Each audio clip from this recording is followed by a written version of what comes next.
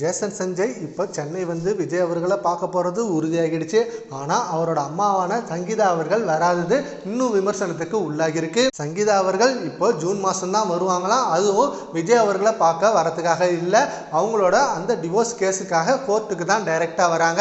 இதை பற்றி சங்கீதா அவர்களோட சுற்று வட்டாரத்தில் விசாரிச்சப்ப விஜய் அவர்கள் இப்போ முதலமைச்சர் பதவி ஏற்றாரு. அந்த பதவி ஏற்புக்கு இவங்களை இன்வைட் பண்ணவே இல்லை. ஆனால் நிறைய பேர் இவங்களை இன்வைட் பண்ணதா ஒரு நியூஸ் சொல்லிடுறாங்க. பட் அது எல்லாம் ஃபேக்கு தான். இவங்களை இன்வைட் பண்ணவே இல்லை. விஜய் அவர்கள் முற்றிலுமா டிவோர்ஸ் பண்ணதா முழு மனசோட இருக்காரு அப்படின்ற மாதிரி சொன்னதா ஒரு தகவல் வெளியாயிருக்கு. அண்ட் இது ஃபுல்லா ஃபேக் தான் அப்படின்ற மாதிரி இப்போ நியூஸ் கிடைச்சிருக்கு. ஏன்னா விஜய் அவர்கள் சைட்ல இருந்து சங்கீதா அவர்களையும் ஜேசன் சஞ்சய் அவர்களையும் இன்வைட் பண்ணாரா.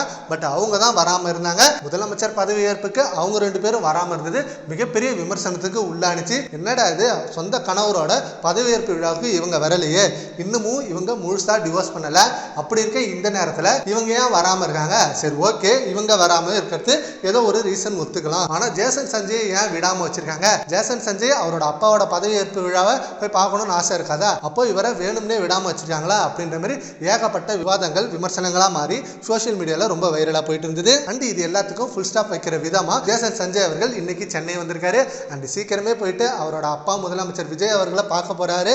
அண்ட் அந்த ஒரு நிகழ்ச்சியான வீடியோக்கு செம்ம வெயிட்டிங்ல இருக்காங்க ரசிகர்களும் தொண்டர்களும். சரி ஓகே ஃப்ரெண்ட்ஸ், இந்த நியூஸை பத்தி உங்க ஒப்பீனியனை நம்ம கமெண்ட் பாக்ஸ்ல கமெண்ட் பண்ணுங்க. Thank you friends.